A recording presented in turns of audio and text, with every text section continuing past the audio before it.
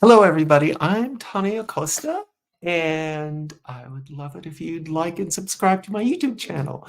So, anyway, I'm just here to share 30 days of musical fun and life lessons and music that I really enjoy and has been really truly inspirational to me. So, and with all of that, I want to share with you my doggy, Yuki, the wonder dog. Say hi, Yuki. Here we go. There we go.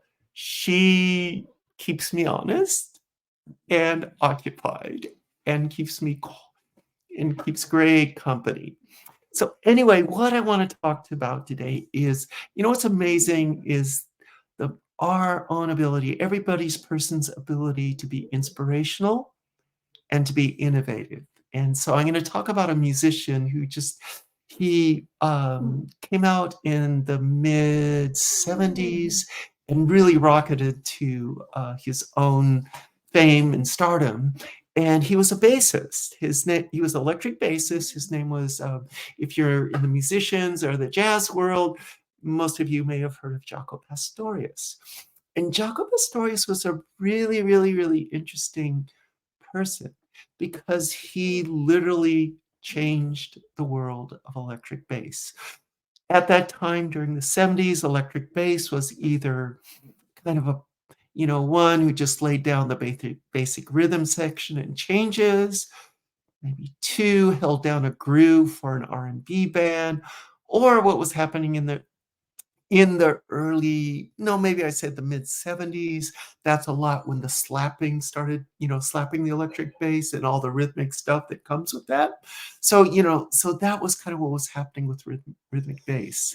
So they're really interesting and innovative things. So this is when life presents you with things, when life presents us with challenges, sometimes those challenges truly are messages.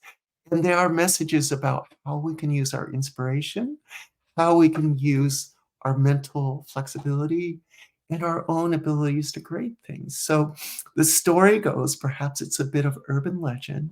The story goes that Jaco grew up in Florida, somewhere near the Fort Lauderdale area, and he started out playing drums. So because he played drums, he had excellent time, which is essential for a bassist. Yet he switched from drums to bass. Originally in Florida, he was a young kid in high school and he spent his money on a traditional upright, acoustic upright bass. And okay, my doggy is feeling frisky. So I'm going to put her down. There we go. And she may bark and stuff during this. But anyway, during this time, he spent all his money on electric bass. And what happened is right after he got it, because Florida was so humid, the electric bass that as, young kid in high school, that he spent all his money on, it literally just fell apart from the humidity. And so because of that, so I have to improvise now because my doggy's having fun. Anyway, his bass fell apart. And so, if you're that age, you don't have much money. And so losing a bass, that's just like catastrophic. So what he did is he had this idea he got a hold of an electric bass and he wanted to get this big round sound that the acoustic upright could get. So what he did, the story goes, is that he got an electric bass, a Fender electric bass, and he pulled out all the frets on the bass. And he kind of plastic puttied in the frets. And he produced his own version of a fretless bass. But there was more to it, is that Jaco had extraordinarily long hands, and he had like a detachable joint on his thumb, so he had incredible reach. And so in addition to coming up with this fretless bass, he also came up with this ability to use harmonics. Harmonics are when you lightly touch the bass, and instead of playing a bass note, it plays a very a very high note that on bass, on electric bass, it will ring. It rings like a chorus. And so he came up with techniques to actually do it.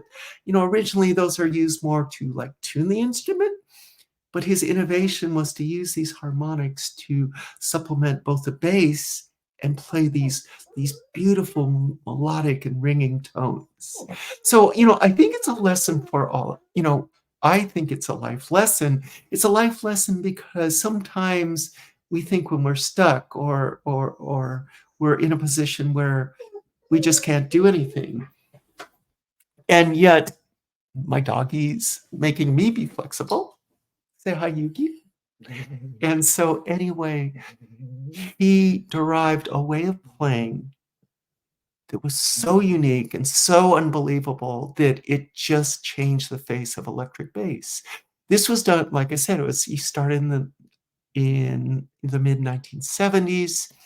And then he's kind of skyrocketed to stardom with the kind of the jazz group called Weather Report that featured, Joe Zawinul, Wayne Shorter, and as well him on bass. They had many versions of this band, but together with Jaco, this band had a breakthrough, single that hit the charts and really propelled the band into a bigger place in terms of audience. So I'm going to play a song that exhibits some of these techniques, and this comes from Jaco's first album under his name called Jaco Pastorious, and the name of the song is called A Portrait of Tracy, which was dedicated to his first wife. And if nothing else, you can just listen to the ringing tones that he gets with the harmonics and listen to that big, beautiful, round sound he gets with his electric bass, which most at the time nobody was doing.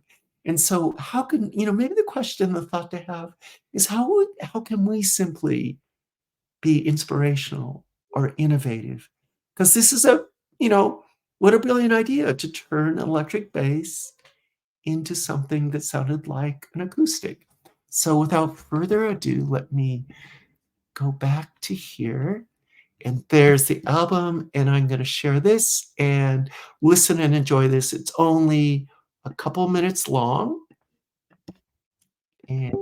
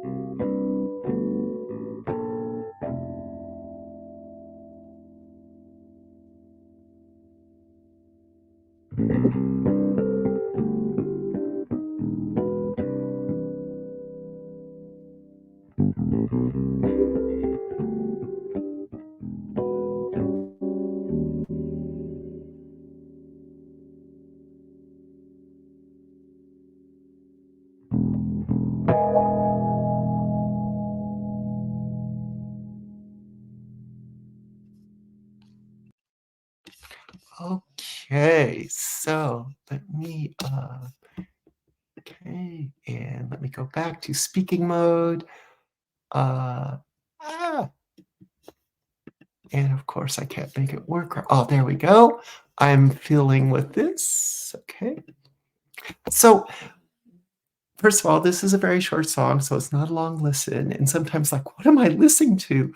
The amazing thing is he's playing the deep bass sounds along with all this very singing, melodic, melody that he's playing with the bass. The amazing thing is he's interleaving low notes with high notes.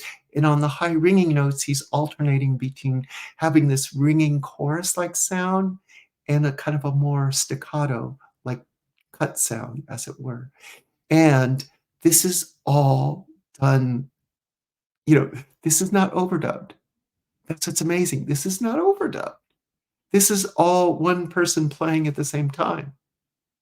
And it sounds like a chorus. So anyway, I absolutely found his work unbelievable. As most musicians who have actually studied what he's done, they find it unbelievable. But I think in the world of our life or coaching or stuff like that, you know, we don't have to change the world of music. We don't have to do this. But I think we all have our skills. We all have our things. And when we can do kind of a reframe or a reset or a change of perspective or a paradigm shift, or we can kind of unblock the blocks of the way we're doing things. Sometimes we can change the most straightforward and simple things into something so amazing for ourselves, you know? And it doesn't have to be a hit record, but it's something that can serve us in the most amazing way. It could be in business, it could be in relationships, it could be in family, it could be, who knows, possibilities. So I love music so much, and I love jazz so much. I think it makes interesting things to share, which I truly love sharing, and as well how that could hook into what I do. So thank you so much. Bye-bye.